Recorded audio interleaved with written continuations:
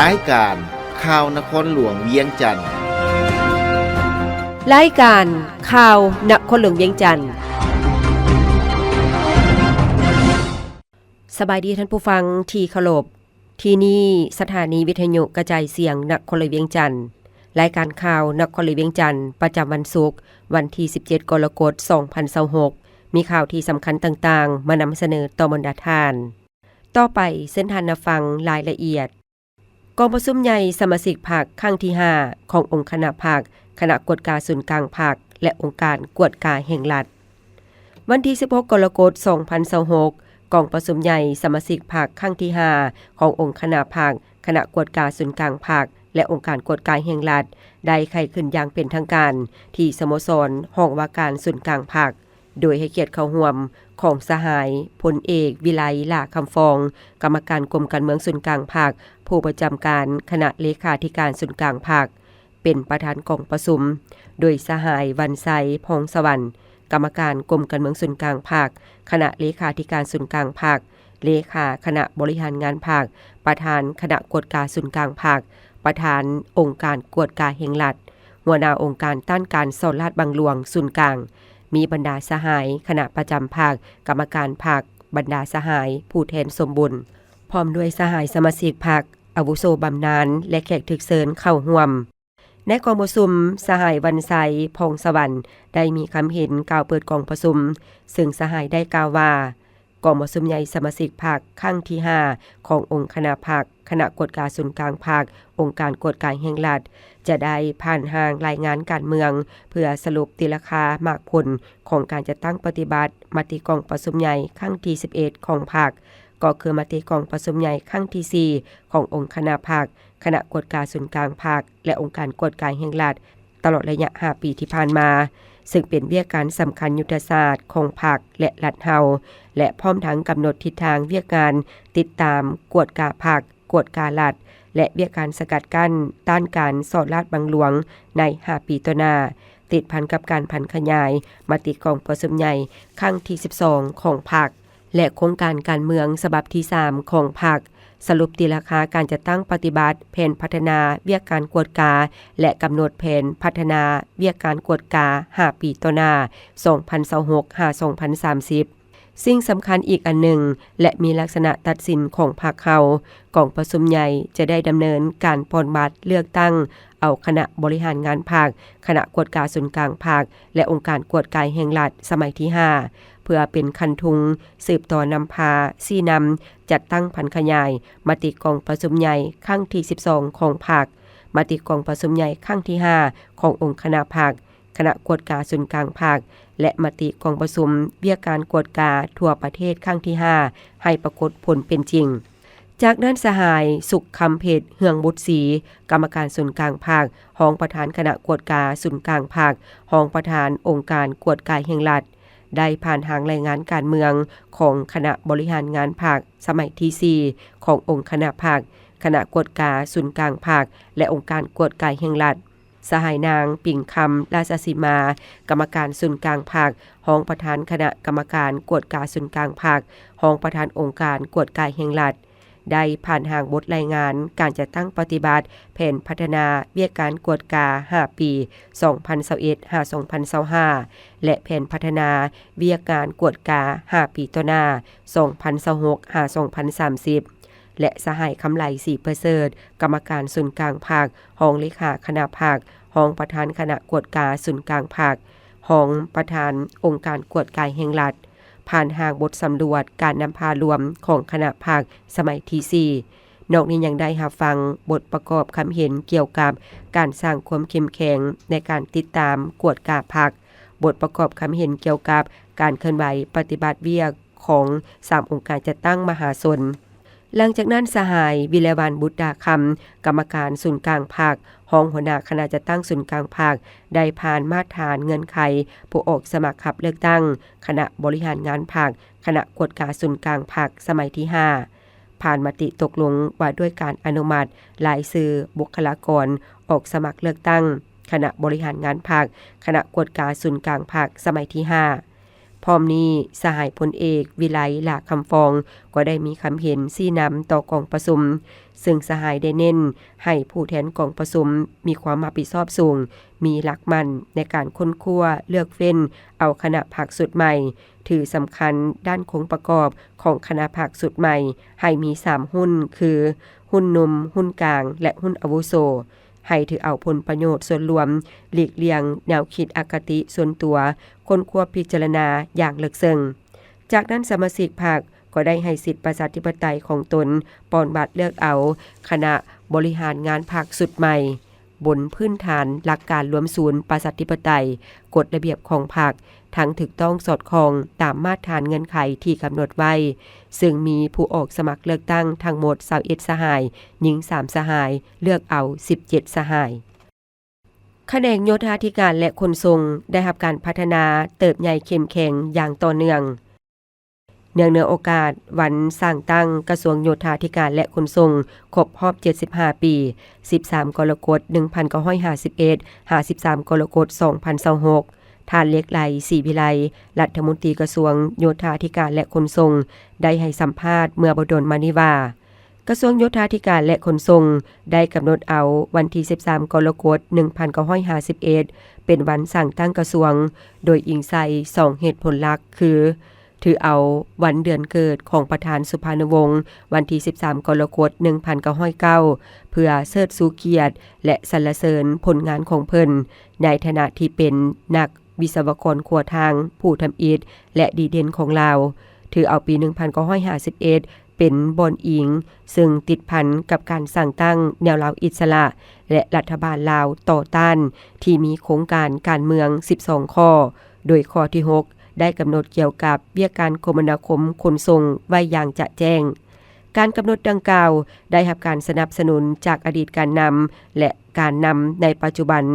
จนไปสู่การออกดำรัสหับฮ้องเอาเป็นทางการโดยท่านสนไซศรีพันดรนายกรัฐมนตรีฉบับเลขที่175/นย.ลงวันที่4มิถุนายน2026พร้อมนี้ท่านยังได้เน้นหนัก3เนื้อในสำคัญในการพิมพ์ปื้นประวัติศาสตร์ครั้งนี้เพื่อแสดงความกตัญญูรู้บุญคุณต่ออดีตการนำเพื่อสมเสยผลงานของนักวิศวกรทุกแขนงโยธาธิการและขนส่งที่ได้ประกอบส่วนในการพัฒนาโครงสร้างพื้นฐานเส้นทางสายหลักขวากข้ามแม่น้ำคองโครงการรถไฟและการเชื่อมโยงลาวเวียดนามตลอด50ปีของสาธารณรัฐประชาธิปไตยประชาชนลาวและเพื่อสร้างเป็นคลังความรู้ให้รุ่นลูกรุ่นหลานได้ศึกษาเรียนรู้และเสริมขยายมูลเชื่อต่อไปท่านเลียกไหลศรีวิไลยังได้เปิดเผยถึงวิสัยทัศน์และทิศทางแผนการพัฒนาแขนงโยธาธิการและขนส่งใน5ปีต่อหน้า2026-2030ซึ่งได้ถูกควบรวมเข้าในแผนพัฒนาเศรษฐกิจสังคมแห่งชาติครั้งที่10และมติกองประชุมใหญ่ครั้งที่12ของพรรคเป็นที่เรียบร้อยแล้วโดยแผนการดังกล่าวประกอบมี10เวียกจุดสุ่มหลักในหลายแขนงการโยธาธิการและขนส่ง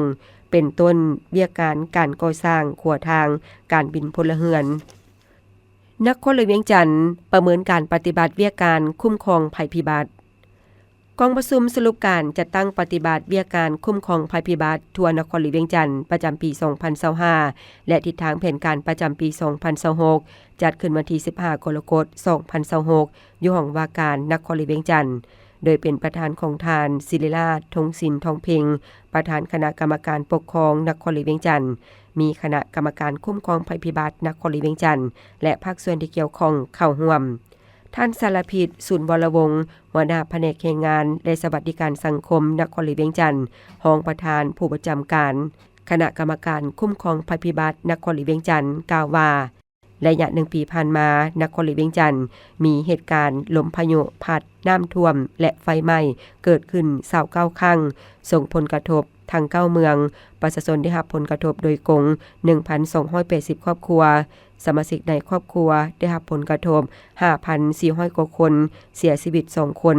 เหือนเสียหายบางส่วน58หลังเสียหายห้อยส่วนห้อยจำนวน30หลัง นอกนี้ยังส่งผลกระทบต่อพื้นฐานโครงลางเส้นทางซอย20 เซนขวา1แห่งเนื้อที่ทำการผลิต 936.8 เฮกตาร์สัตว์เลี้ยงเสียหาย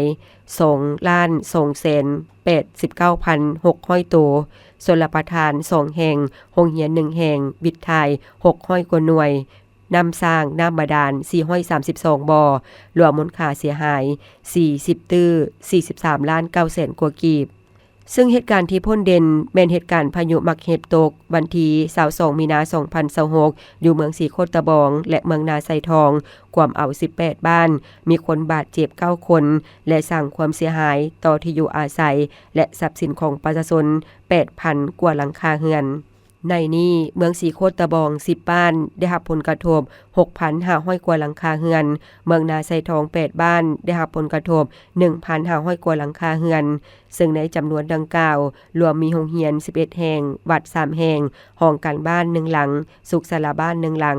ศูนย์ผลิตยาวัคซีน1แห่งรถใหญ่เปเพ53ค่ายทหารกองพันใหญ่จอ11ได้รับผลเสียหาย109หลังคาภายหลังเกิดเหตุก็ได้ค้นคว้าสมทบกับคณะคุ้มครองภัยพิบัติขันเมืองและองค์การปกครองแต่ละบ้านลงเก็บกำข้อมูลและประเมินผลกระทบเบื้องต้นเพื่อช่วยเหลือประชาชนให้ทันสภาพการในนี้ได้สมใส่ซอกหาผู้ได้รับบาดเจ็บให้แหงเพื่อนำส่งห้องหมอและกับเขียนสถานที่เสบียงอาหารเครื่องอยู่บนนอนอุปกรณ์ทับไส้ที่จำเป็นและงบประมาณจำนวนหนึ่งช่วยเหลือเบื้องต้นแม่นเล็งแก้ไขปัญหาที่เป็นอันหีบด่วนคือแก้ไขไฟฟ้าอินเทอร์เน็ตน้ำประปาน้ำใช้ครัวเรือนขี้เหงื่อสิ่งเศษเหลือของกระเบื้องสังกะสีน้ำดื่มข้าวอาหารเครื่องใช้ครัวเรือนช่วยเหลือด้านแรงงานจากกำลังป้องกันชาติป้องกันความสงบศูนย์กลางสาวหนุ่มและสาวหนุ่มแขนงการอ้อมข้างนครหลวงเวียงจันทน์เล็งซ่อมแปลงหลังคาเรือนนอกนี้ยังได้มอบหมายให้สหายกรรมการพรรคนครหลวงเวียงจันทน์1สหายรับผิดชอบ1บ้านเพื่อลงบัญชานำพาซี่นำเบี้ยครอบด้านโดยกงเป็นต้นการเก็บกำข้อมูลหลังคาเรือนที่ได้รับผลกระทบครอบครัวทุกยากที่ถูกผลกระทบเวียกป้องกันความสงบและเวียกอื่นๆซึ่งผ่านการเก็บกำข้อมูล 8,050 หลังคาเรือนที่นอนในขอบเขต18บ้านของเมืองสีโคตรตะบองและเมืองนาไซทองสามารถประเมินเสียหายและมีความต้องการวัสดุและแรงงานซ่อมแปลง221ตื้อ100 กว่าล้านกีบงานวัดแสดงสินค้าลาวเวียดนามประจำปี 2026งานวัดแสดงสินค้าลาวเวียดนามปี 2026ในครั้งนี้จัดร่วมกันระหว่างกรมการค้าต่างประเทศกระทรวงอุตสาหกรรมและการค้าสาธารณรัฐประชาธิปไตยประชาชนลาวร่วมกับกลุ่มส่งเสริมการค้ากระทรวงอุตสาหกรรมและการค้าสาธารณรัฐสังคมนิยมเวียดนามถือว่าเป็นงานวัดแสดงสินค้าระดับชาติและเป็นนิมิตหมายสำคัญอันหนึ่งที่แสดงให้เห็นความเอาใจใส่ประกอบส่วนอย่างตั้งหน้าให้แก่เวียกการร่วมมือรอบด้านระหว่างรัฐบาลก็คือประชาชนลาวเวียดนามโดยเฉพาะด้านการค้าการลงทุนและการท่องเที่ยวของสองประเทศให้เติบใหญ่ขยายตัวอย่างบ่หยุดยั้งทั้งเป็นการประกอบส่วนอย่างตั้งหน้าในการสร้างสรรค์และพัฒนาเศรษฐกิจสังคมของทั้งสองชาติพร้อมกันนั้นก็เพื่อเป็นการสืบต่อปฏิบัติตามแผนการร่วมมือที่เคยได้ปฏิบัติมาเป็นประจำแต่ละปีนับแต่2รัฐบาลได้ลงนามร่วมกันเป็นต้นมากระทรวงอุตสาหกรรมและการค้าลาวและกระทรวงอุตสาหกรรมและการค้าเวียดนามได้จัดงานวัดแสดงสินค้าร่วมกันจุดเด่นของงานในครั้งนี้แม่นพิธีลงนามในบทบันทึกความเข้าใจระหว่างห้องการอุตสาหกรรมและการค้าและบริษัทหุ้นส่วนเวียดลาว AZ เกี่ยวกับโครงการฐานการค้าอิเล็กทรอนิกส์เวียดนามลาวนี่แมนมาตรการตัวจริงสำหรับบรรดาหัวหน่วยธุรกิจของสองประเทศเพื่อสวยสุขยู่มูลค่าการค้าลาวเวียดนามให้บรรลุตามเป้าหมาย$10 ล้านสหรัฐในปี 2030และการเซ็นบทบันทึกความเข้าใจระหว่างบริษัทเคมีเวียดนามกับบริษัทพงสวรรค์สำหรับปี 2026นี้เห็นว่าบริษัทของเวียดนามและลาวมีความสนใจ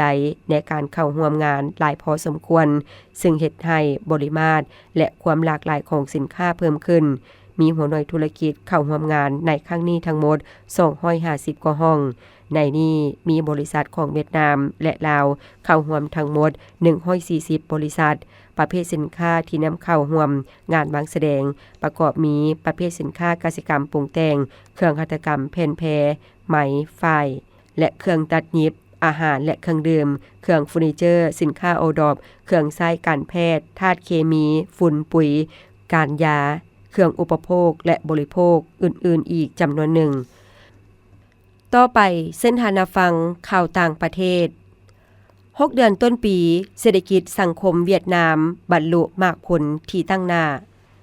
ในวันที่14กรกฎาคมที่ผ่านมาอยู่นครหลวงฮานอยคณะโฆษณาศึกษาและคนขวยประชาชนศูนย์กลางได้ประสานสมทบกับกระทรวงวัฒนธรรมกีฬาและท่องเที่ยวสมาคมนักข่าวเวียดนามจัดกองประชุมแถลงข่าวเกี่ยวกับสภาพเศรษฐกิจสังคม6เดือนต้นปีและทิศทางหน้าที่6เดือนท้ายปีท่านเจินกวกเฟืองรองรัฐมนตรีกระทรวงการเงินกล่าวว่า6เดือนผ่านมาเศรษฐกิจเวียดนามสืบต่อรักษาท่าเติบโตอย่างตั้งหน้าในบรรดาคงเขตเกือบทั้งหมดเศรษฐกิจมหาภาคได้รักษาเป็นปกติโดยพื้นฐานภัยเงินเฟ้อได้รับการควบคุมและค้ำประกันความมั่นคงด้านพลังงาน GDP 6เดือนต้นปีคาดว่าเพิ่มขึ้น 8.18 ส่วนห้อยสูงที่สุดนับแต่ปี 2011มาฮอดปัจจุบันและนอนในกลุ่มบรรดาพื้นฐานเศรษฐกิจมีการเติบโตสูงเวียกการสร้างระบอบระเบียบการให้สมบูรณ์แบบสืบต่อได้รับการยุ่งแหงมีรายการปฏิบัติระเบียบบริหารได้ลดลงพื้นฐานโครงสร้างคมนาคมสืบต่อได้รับการลงทุนและมีหลายโครงการจุดสุ่มได้พันขยายบรรดาคงเขตวัฒนธรรมสังคมและสวัสดิการสังคมสืบต่อได้รับความเอาใจใส่รัฐบาลวางเป้าหมายสืบต่อยกสูงคุณภาพแหล่งทรัพยากรมนุษย์ได้รับประกันความดุลเดียงในการสนองความต้องการด้านแรงงานยู่แหงการเบิ่งแยงดูแลสุขภาพของประชาชนเป็นต้นแม้นการรับมือกับภัยธรรมชาติการเปลี่ยนแปลงของดินฟ้าอากาศในสมเดือนท้ายปีเป้าหมายของรัฐบาลใน6เดือนท้ายปีสู่สนการเติบโตบรรลุระดับ2ตัวเลขและควบคุมภัยเงินเฟ้อเฉลี่ยประมาณ 4.5 ส่วนห้อยข่าวพยากรณ์อากาศประจำวันที่17กรกฎาคม2026ความกดดันอากาศต่ำของอากาศร้อนยังจะสืบต่อปกคลุมอยู่ทั่วทุกภาคของประเทศลาวด้วยกำลังปานกลางสมทบกับกระแสลมตะวันตกเฉียงใต้พัดปกคลุมเป็นส่วนใหญ่ซึ่งจะเฮ็ดให้มีฝนตกฟ้าห้องฟ้าเลื่อมในระดับคอยอยู่ทั่วไปในแต่ละภาคและจะมีฝนตกในระดับปานกลางหาตกหนักอยู่บางท้องถิ่นพอมีลมพัดแรงในแต่ละภาคเติมอีกดังนั้นขอแจ้งเตือนถึงประชาชนบรรดาเผ่าองค์การปกครองและองค์การจัดตั้งทุกภาคส่วนจงมีสติระมัดระวังตัวต่อสภาพฝนตกติดต่อกันหลายวันที่จะเฮ็ดให้มีน้ำท่วมสู่ดินเจือนและน้ำท่วมอ่างในตัวเมืองขอให้ติดตามข่าวพยากรณ์อากาศจากกรมอุตุนิยมและอุทกศาสตร์อย่างต่อเนื่องภาคเหนือด้านตะวันออกแขวงพงสาลีอุณหภูมิในระหว่าง20-56 องศามีฝนตกเป็นบริเวณกว้างเนื้อที่การปกคลุมของฝนกว่า60ส่วนห้อยแขวงหัวพันอุณหภูมิในระหว่าง23-27 องศามีลมพัดแรงความไว5เมตรต่อวินาทีแขวงเสียงขวางอุณหภูมิในระหว่าง21-26 องศามีฝนตกเป็นบริเวณกว้างเนื้อที่การปกคลุมของฝนกว่า60ส่วนห้อยแขวงอุดมไซอุณหภูมิ24-30 องศามีฝนตกเป็นบริเวณกว้างเนื้อที่การปกคลุมของฝนกว่า60ส่วนห้อยแขวงบัวแก้วอุณหภูมิ25-31 องศามีฝนตกเป็นบริเวณกว้างเนื้อที่การปกคลุมของฝนกว่า60ส่วนห้อยแขวงหลวงน้ำทาอุณหภูมิ24-30 องศามีฝนตกเป็นบริเวณกว้างเนื้อที่การปกคลุมของฝนกว่า60ส่วนห้อยแขวงหลวงพระบางอุณหภูมิในระหว่าง25-32 องศามีฝนตกเป็นบริเวณกว้างเนื้อที่การปกคลุมของฝนกว่า60ส่วนห้อยแขวงสยบุรีอุณหภูมิ25-32 องศามีฝนตกเป็นบริเวณกว้างเนื้อที่การปกคลุมของฝนกว่า60ส่วนห้อยแ นครหลวงเวียงจันทน์อุณหภูมิในระหว่าง25-32 องศามีฝนตกเป็นบริเวณกว้างเนื้อที่การประคุมของฝนกว่า60 ส่วนห้อยแขวงไซสมบุญอุณหภูมิ20-28 องศามีฝนตกเป็นบริเวณกว้างเนื้อที่การประคุมของฝนกว่า60 ส่วนห้อยแขวงเวียงจันทน์อุณหภูมิ26-32 องศามีฝนตกในระดับปานกลางเนื้อที่การประคุมของฝนเท่ากับ50 ส่วนห้อยแขวงวลิคำไซอุณหภูมิ25-30 องศามีฝนตกเป็นบริเวณกว้างเนื้อที่การประคุมของฝนกว่า60 ส่วนห้อยแขวงคำมวนอุณหภูมิ25-29 องศามีฝนตกเป็นบริเวณกว้างเนื้อที่การประคุมของฝนกว่า60 ส่วนห้อยแขวงสวรรณเขตอุณหภูมิในระหว่าง25-30 องศามีฝนตกเป็นบริเวณกว้างเนื้อที่การประคุมของฝนกว่า60 ส่วนห้อยภาคใต้แขวงจำปาสักอุณหภูมิในระหว่าง24-30 องศามีฝนตกเป็นบริเวณกว้างเนื้อที่การประคุมของฝนกว่า60 ส่วนห้อยแขวงสะละวันอุณหภูมิในระหว่าง24-29 องศามีฝนตกในระดับค่อยเนื้อที่การประคุมของฝนกว่า50 ส่วนห้อยแขวงเซกองอุณหภูมิในระหว่าง24-29 องศามีฝนตกเป็นบริเวณกว้างเนื้อที่การประคุมของฝนกว่า60 ส่วนห้อยแขวงอัตตปืออุณหภูมิในระหว่าง24-30 องศามีฝนตกในระดับค่อยเนื้อที่การประคุมของฝนกว่า50 ส่วนห้อย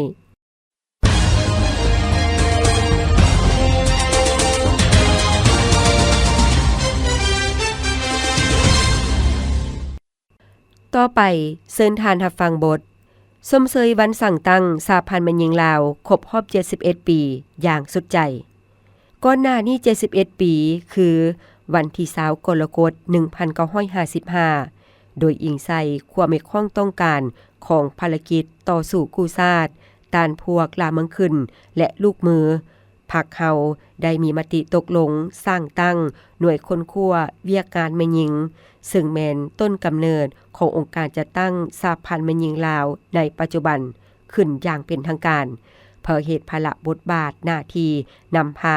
และจะตั้งปลุกระดมคนควยเอื้อยน้องแม่หญิงลาวบรรดาสั้นคนและเผ่าต่างๆเข้าในภารกิจปฏิบัติตลอดระยะ30 ปีแห่งการดำเนินภารกิจต่อสู้กู้ชาติภายใต้การนำพาและศึกษาอบรมจากพรรคแม่หญิงลาวบรรดาเผ่า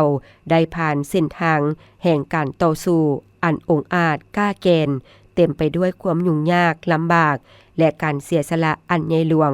เขาเจ้าได้พร้อมกันอุทิศตนเข้าในทุกสนามรบด้วยจิตใจรักชาติความตื่นตัวปฏิบัติและน้ำใจองอาจกล้าหาญ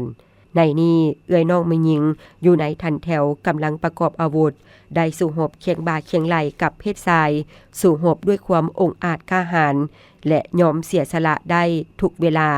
ฉะนั้นผ่านมาจึงเกิดมีเอื้อยน้องแม่หญิงได้กลายเป็นนักรบแข่งขันแม่นวีรชนแห่งชาติเป็นแพทย์หมอปฏิบัติจำนวนหลวงหลายแม่นครูปฏิบัติครูประชาชนเป็นแม่ที่ดีเด่นแม่แบบอย่างในการพัฒนาแม่หญิงดีเด่นเป็นแม่แบบอย่างในขบวนการผลิตการปกปักรักษาประเพณีอันดีงามของชาติของเผ่าและในขบวนการด้านอื่นๆมหระยะปัจจุบันภายใต้การนำพาของพรรคสหพันธ์แม่หญิงลาวแต่ละคันขบวนการเคลื่อนไหวของแม่หญิงบรรดาเผ่าอยู่ในแต่ละบอนล้วนแต่ได้รับการก่อสร้างปรับปรุงและเคลื่อนไหวอย่างมีชีวิตชีวาแม่หญิงลาวบรรดาเผ่าได้สืบต่อเสริมขยายหมุนเสื้อหักชาตินำใจต่อสู้อันพิราศอาจหารหมุนเสื้อแห่งความดุมันขยันเพียรมีหัวคิดประดิษฐ์สร้างและการเชิดชูนำใจเป็นเจ้าประเทศชาติเป็นเจ้าสังคมอย่างตั้งหน้าพร้อมกันอุทิศสติปัญญาความรู้ความสามารถของตนเข้าในภารกิจปกปักรักษาและพัฒนาประเทศชาติเพื่อก้าวขึ้นแม่หญิงบรรดาเผ่าบ่เพียงแต่ได้อนุรักษามูลเสื้อการเป็นแม่เฮือนที่ดีเท่านั้นแต่หากยังได้เสริมขยายบทบาทสำคัญในครอบครัวขึ้นเติมอีกด้วยการอุทิศกำลังกายกำลังใจเข้าในการเลี้ยงดูศึกษาอบรมลูกเฮ็ดเวียกบ้านการเฮือน สร้างทุกเงื่อนไขเพื่ออำนวยความสะดวกให้ผู้เป็นผัวเป็นลูกได้ตั้งหน้าประกอบส่วนในภารกิจรวมของชาติในใส่ก่อสร้างให้ครอบครัวกลายเป็นครอบครัววัฒนธรรมใหม่ที่ศิวิไลถึงแนวใดก็ตามเมื่อเทียบใส่กำลังแหงของเอ่ยน้องแม่หญิงเงื่อนไขและความมีข้องต้องการในระยะใหม่แล้วเห็นว่าคุณภาพของการจัดตั้งและกระบวนการเคลื่อนไหวของแม่หญิงยังบ่ทันสูงเท่าที่ควรมากผลของการพัฒนาแม่หญิงในแต่ละด้านยังต่ำเอ่ยน้องแม่หญิงจำนวนหนึ่งยังถือเบาการพัฒนาตนเองจำนวนหนึ่งบ่ทันตั้งหน้าฝึกฝนหล่อหลอมตนเองจำนวนบ่น้อยโดยเฉพาะแมนอยู่ในเขตชนบทเอ่ยน้องแม่หญิงเฮายังรักษาแนวคิดของเดิมตีตัวต่ำฮีดของบางด้านยังครอบงำการดำเนินชีวิตของเอ่ยน้องแม่หญิงเฮาหลายพอสมควรสิ่งเหล่านี้ได้กลายเป็นอุปสรรคและสิ่งกีดขวางในการพัฒนาแม่หญิงเฮาหลายสมควรด้านนอกตัวเห็นว่าการประกอบส่วนช่วยเหลือของเพศชายและสังคมอยู่ในบางขั้นบางบอนยังอ่อนยังขาดความตั้งหน้าถือเบาต่อเอ่ยน้องแม่หญิงหลายบอนบ่ทันตั้งหน้าเอาใจใส่ช่วยเหลือแม่หญิงให้หลุดพ้นออกจากสภาพและการครอบงำของฮิตของประเพณีและวิถีชีวิตที่ล้าหลังก็คือปรากฏการณ์ย่อท่อด้านอื่นๆการโฆษณาศึกษาอบรมกฎหมายว่าด้วยการพัฒนาและปกป้องสิทธิของแม่หญิงยังเฮ็ดได้บ่ทันคงควรและเลิกซึ่งความศักดิ์สิทธิ์ในการปฏิบัติยังบ่ทันสูงอายน้องเพศชายจำนวนบ่น้อยบ่ทันเห็นความสำคัญบ่เอาใจใส่ยกสูงฐานะบทบาทของแม่หญิงและให้แหงกว่านั้นก็ยังมีการปรากฏหมิ่นประมาทและการใช้ความรุนแรงต่อแม่หญิงอีกด้วยแม่หญิงลาวแม่นผู้ที่มีที่ตั้งและบทบาทสำคัญอยู่ในสังคมเขาเจ้าแม่นกำลังต้นต่ออยู่ในทุกขงเขตของชีวิตสังคมแม่นกำลังแหงที่สำคัญในภารกิจปกปักรักษาและพัฒนาประเทศชาติอันพ้นเด่นและเป็นสัญลักษณ์นั่นก็แม่นยามใดเขาเจ้าก็เป็นผู้ที่มีคุณสมบัติที่ดีมีความสุภาพเรียบร้อยอ่อมน้อมถ่อมตัวเสงี่ยมเข้มคมมีความบริสุทธิ์สัตย์ซื่อมีความหักใคร่และดุมันขยันเพียรอยู่เสมอพฤติกรรมตัวจริงผ่านกระบวนการต่อสู้ปฏิบัติภายใต้การนำพาของพรรคตลอดระยะเวลาหลาย10ปีได้พิสูจน์ให้เห็นแล้วว่าแม้หญิงลาวบรรดาเผ่าเมื่อได้รับการนำพาศึกษาอบรมบ่มสอนจากพรรคมีการช่วยเหลือยู่หนุนจากเพศชายและสังคมแล้วเขาเจ้าก็พร้อมเสนอที่จะเชิดชูมานะจิตปฏิบัติยกสูงน้ำใจบุกบืนปฏิบัติเด็ดเดียวเหนียวแน่นเดินตามเส้นทางของพรรคเขาเจ้าพร้อมอยู่เสมอที่จะอุทิศกำลังกายกำลังใจความสามารถเหือแหงของตนให้แก่ภารกิจปฏิบัติด้วยความตั้งหน้าบุกบืนห้าวหันอาจหาญและเป็นเจ้าการสูงนอกจากนี้แม่หญิงลาวยังแม่นกำลังที่เป็นใจกลางในการอนุรักษาขนบธรรมเนียมฮีตของประเพณีอันดีงามของชาติและของบรรดาเผ่าปัจจุบันเอ่ยน้องแม่หญิงเฮาพร้อมกับทั่วภาคทั่วรัฐและทั่วปวงชนลาวสุมกำลังแหงเข้าใส่การจัดตั้งปฏิบัติมติกองประชุมใหญ่ครั้งที่12ของภาคแผนพัฒนาเศรษฐกิจสังคมแห่งชาติ5ปีครั้งที่10 2026-2030 มติกองประชุมใหญ่ครั้งที่9ของสหพันธ์แม่หญิงลาวแผนยุทธศาสตร์เพื่อพัฒนาแม่หญิงเข้าสู่ชีวิตตัวจริงสร้างบรรดาเงินไขและทวงทาใหม่เพื่อก้าวผ่านความยุ่งยากเข้าสู่ระยะใหม่ฉะนั้นยิ่งกว่ายามใดสหพันธ์แม่หญิงลาวทุกคันเอื้อยน้องแม่หญิงทุกเผ่าทุกชั้นคนและทุกคนต้องออกแข่งให้สูงกว่าเก่าด้วยความบุกบืนสู่ชนและมีความเป็นเจ้าการสูงสร้างเงินไขให้แก่การพัฒนาแม่หญิงลาวภายใต้คำขวัญพัฒนาความเสมอภาพหญิงชายติดพันกับการพัฒนาประเทศชาติมีมากผลที่สูงกว่าเก่าคณะภาคองค์การปกครองแต่ละคันแนวเราสั่งชาติองค์การจะตั้งชาวหนุ่มกรรมบาลและองค์การจะตั้งทางสังคมจงได้เพิ่มทวีการนำพาซี่นำให้การช่วยเหลือยู่หนุนและสร้างทุกเงินไขเพื่อให้สหพันธ์แม่หญิงและเอ้ยน้องแม่หญิงได้อุทิศกำลังกายกำลังใจ ความสามารถเหือแหงสติปัญญาที่อุดมสมบูรณ์ของตนให้แก่ภารกิจพัฒนาประเทศชาติเพื่อก้าวขึ้นคำนับสมเสยวันสร้างตั้งสหพันธ์แม่หญิงลาวครบรอบ71ปีอย่างสุดใจที่ท่านฟังไปนั่นแมนบทสมเสยวันสร้างตั้งสหพันธ์แม่หญิงลาวครบรอบ71ปีอย่างสุดใจท่านผู้ฟังที่เคารพรายการข่าวนครหลวงเวียงจันทน์สำหรับภาคนี้ได้เสียงสุดลงเพียงเท่านี้เพชรสมรดวงวิไลอ่านสบายดี